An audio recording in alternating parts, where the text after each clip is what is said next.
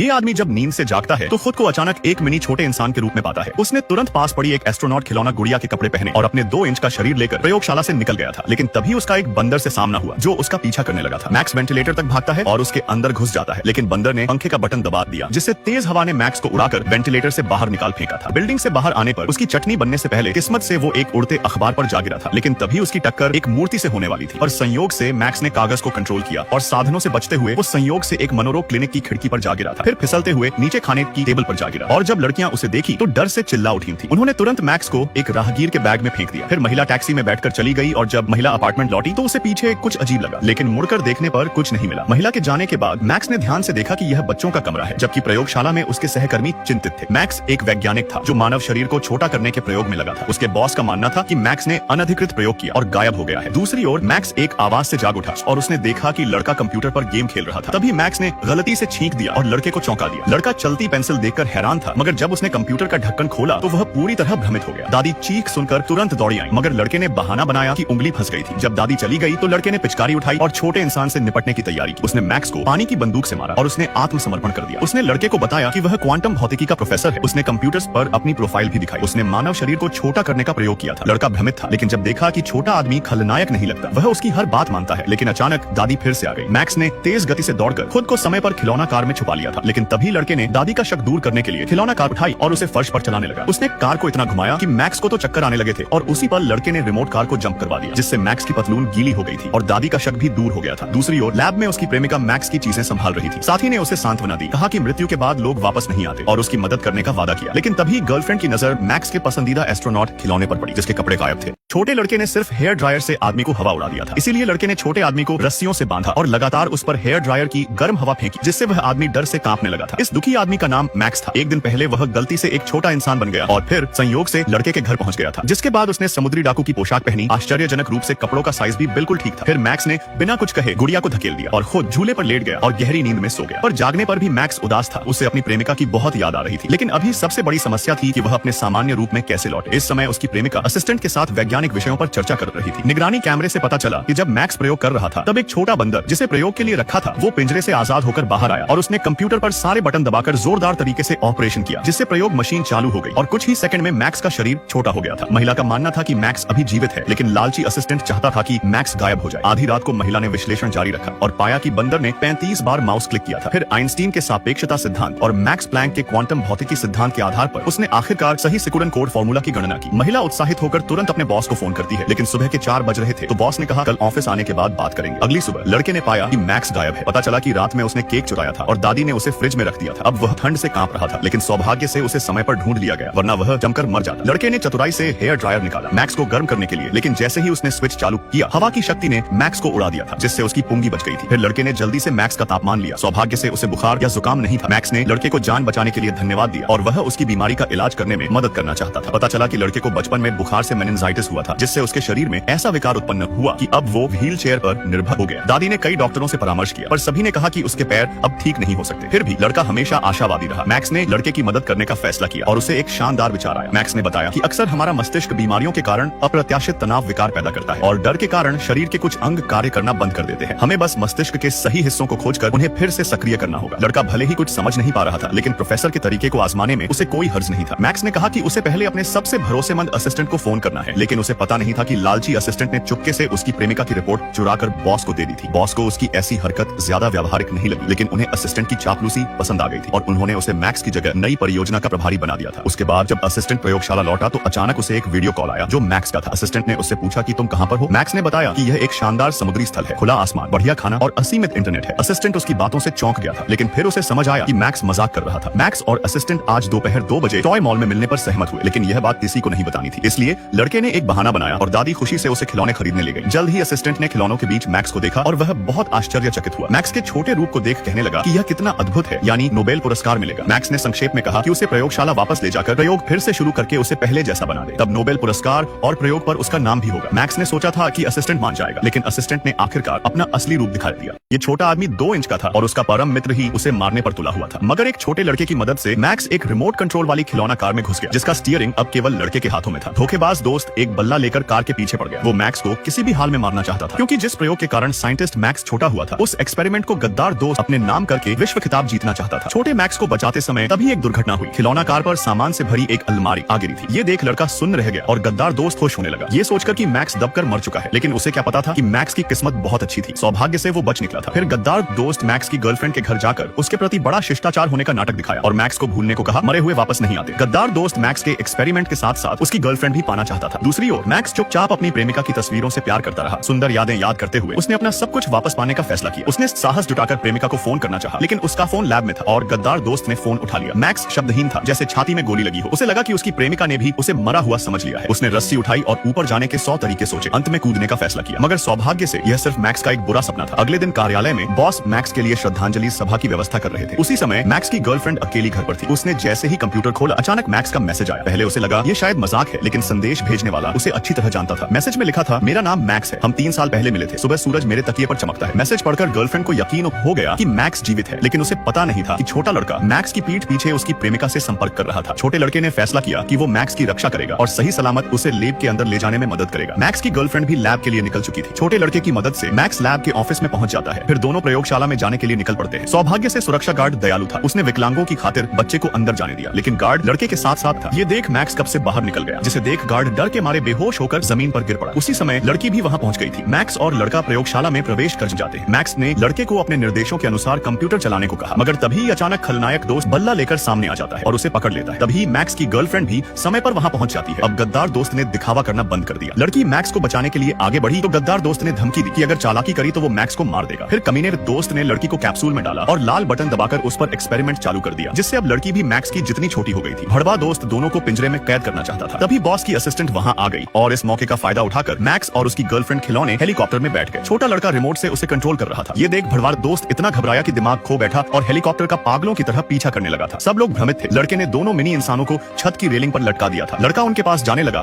तो गद्दार दोस्त ने उसे रोकन चाहा, मगर दादी ने आकर उसे बिजली का झटका दे दिया। अगले पल ही दोनों मिनी लोग जब छत से गिर गए तो लड़के ने अपनी टोपी से उन्हें बचा लिया था। दादी को सबसे बड़ा आश्चर्य यह हुआ कि उसका पोता पहली बार खड़ा हुआ और धीरे धीरे चलने लगा। मैक्स और उसकी प्रेमिका बहुत खुश थे। कहानी के अंत में मैक्स और उसकी प्रेमिका साथ में प्रयोगशाला में चले गए और वापस से नॉर्मल हो गए।